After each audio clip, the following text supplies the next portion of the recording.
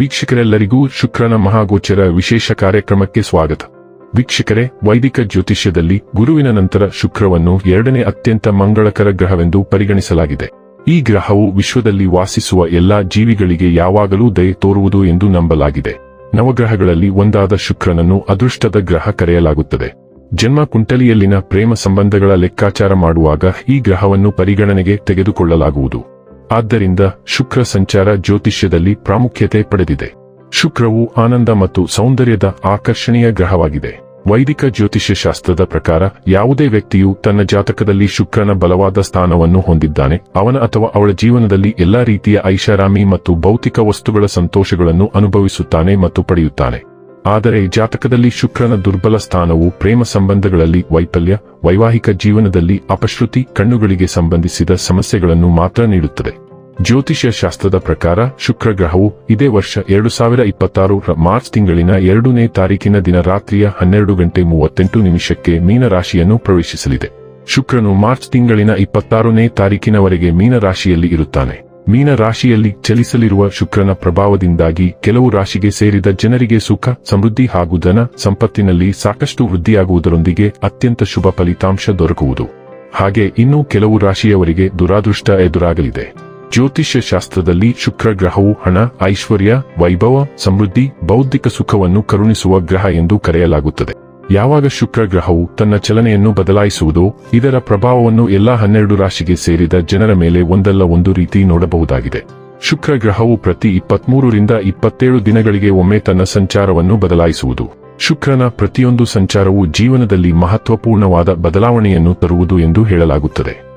ಹಾಗಾದರೆ ಬನ್ನಿ, ಇಲ್ಲಿ ಶುಕ್ರನ ಮೀನ ರಾಶಿಯಲ್ಲಿ ಈ ಗೋಚರ ಇಲ್ಲಿ ಪ್ರತ್ಯೇಕವಾಗಿ ವೃಷಭ ರಾಶಿಯ ಜಾತಕದ ಪಾಲಿಗೆ ಹೇಗೆ ಸಾಬೀತಾಗಲಿದೆ, ಯಾವೆಲ್ಲ ಫಲಗಳು ಇಲ್ಲಿ ನಿಮಗೆ ಲಭಿಸಲಿವೆ ಮತ್ತು ಯಾವ ವಿಷಯವಾಗಿ ಇಲ್ಲಿ ನೀವು ವಿಶೇಷ ಎಚ್ಚರಿಕೆ ಹೊಂದಿರಬೇಕು ಅನ್ನೋದನ್ನ ನೋಡೋಣ.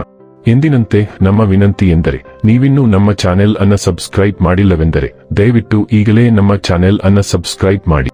ಹಾಗೆ ನಿರಂತರ ವಿಡಿಯೋ ಅಪ್ಡೇಟ್ಸ್ಗಳಿಗಾಗಿ ತಪ್ಪದೇ ಪಕ್ಕದ ಬೆಲ್ ಐಕಾನ್ ಬಟನ್ ಕೂಡ ಕ್ಲಿಕ್ ಮಾಡಿ.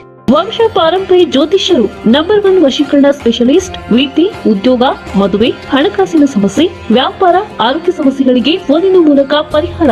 ಇಂದೇ ಕರೆ ಮಾಡಿ. ವೀಕ್ಷಕರೇ, ವೃಷಭ ರಾಶಿಗೆ ಸೇರಿದ ಜನರ ಜಾತಕದ 11ನೇ ಮನೆಯಲ್ಲಿ ಶುಕ್ರನು ತನ್ನ ಚಲನೆಯನ್ನು ಮಾಡಲಿದ್ದಾನೆ. ಆದ್ದರಿಂದ ವೃಷಭ ರಾಶಿಗೆ ಸೇರಿದ ಜನರ ಆದಾಯವನ್ನು ಹೆಚ್ಚಿಸಲು ಈ ಅವಧಿಯಲ್ಲಿ ಹೊಸ ಮಾರ್ಗಗಳು ಗೋಚರಿಸುವುದು.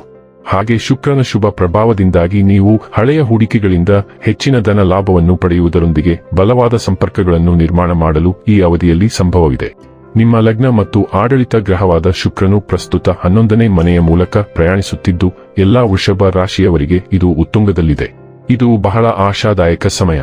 ಶುಕ್ರನು ನಿಮ್ಮ ವ್ಯವಹಾರ, ವೃತ್ತಿ ಅಥವಾ ಜೀವನೋಪಾಯದೊಂದಿಗೆ ಸಂಬಂಧ ಹೊಂದಿದ್ದರೆ ಈ ಸಂಚಾರವು ನಿಮಗೆ ಉತ್ತಮ ಅವಕಾಶಗಳನ್ನು ನೀಡುತ್ತದೆ.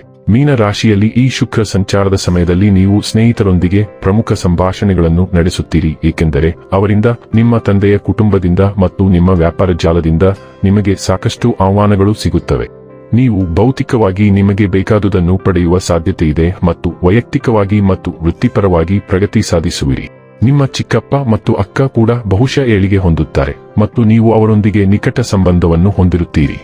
ಶುಕ್ರನು ನಿಮ್ಮ 6ನೇ ಮನೆಯನ್ನು ಸಹ ಆಳುತ್ತಾನೆ. ಇದು ದೈನಂದಿನ ಕೆಲಸ ಮತ್ತು ಆರೋಗ್ಯವನ್ನು ಒಳಗೊಂಡಿದೆ. ಆದ್ದರಿಂದ ವರ್ಷದ ಈ ಸಮಯವು ನಿಮ್ಮ ಯೋಗಕ್ಷೇಮಕ್ಕೆ ಆದ್ಯತೆ ನೀಡಲು ನಿಮ್ಮನ್ನು ತಳ್ಳುತ್ತದೆ. ಹೆಚ್ಚುವರಿಯಾಗಿ ನೀವು ನಿಮ್ಮ ಮಾವನೊಂದಿಗೆ ಉತ್ತಮ ಸಂಬಂಧವನ್ನು ಹೊಂದಿರುತ್ತೀರಿ ಮತ್ತು ನಿಮ್ಮ ಬೆಂಬಲವು ಅವರಿಗೆ ಆರ್ಥಿಕವಾಗಿ ಸಹಾಯ ಮಾಡಬಹುದು. ಸಂಘರ್ಷಗಳು ಅಥವಾ ಕಾನೂನು ಪ್ರಕ್ರಿಯೆಗಳಲ್ಲಿ ತೊಡಗಿರುವ ವ್ಯಕ್ತಿಗಳಿಗೆ ವಿರೋಧಿಗಳನ್ನು ಮಿತ್ರರನ್ನಾಗಿ ಮಾಡಲು ಇದು ಸೂಕ್ತ ಕ್ಷಣವಾಗಿದೆ.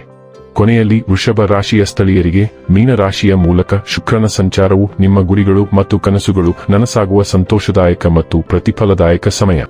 ಇನ್ನು ಕೊನೆಯದಾಗಿ ಈ ದಿನಗಳಂದು ಮಾಡಿಕೊಳ್ಳಬೇಕಾದ ಉಪಾಯಗಳ ಕುರಿತು ನೋಡುವುದಾದರೆ, ಶುಕ್ರವಾರ ಕಮಲದ ಹೂವುಗಳನ್ನು ಅರ್ಪಿಸಿ ಮತ್ತು ಲಕ್ಷ್ಮೀ ದೇವಿಯನ್ನು ಪೂಜಿಸಿ. ವೀಕ್ಷಕರೇ, ಇದಾಗಿತ್ತು ವೃಷಭ ರಾಶಿಯ ಜಾತಕದವರ ಶುಕ್ರನ ಮಹಾಗೋಚರ ಮಾಹಿತಿ ಇಷ್ಟವಾದರೆ ವಿಡಿಯೋವನ್ನು ಲೈಕ್ ಮತ್ತು ಶೇರ್ ಮಾಡಿ. ಜೈ ಶ್ರೀರಾಮ್. ಕಾಮೆಂಟ್ ಬಾಕ್ಸ್ನಲ್ಲಿ ಬರೆಯಿರಿ. ಹಾಗೆ ಚಾನೆಲ್ ಸಬ್ಸ್ಕ್ರೈಬ್ ಮಾಡುವುದರ ಜೊತೆಗೆ ನಿರಂತರ ವಿಡಿಯೋ ಅಪ್ಡೇಟ್ಸ್ಗಳಿಗಾಗಿ ಪಕ್ಕದ ಬೆಲ್ ಐಕಾನ್ ಕ್ಲಿಕ್ ಮಾಡಿ.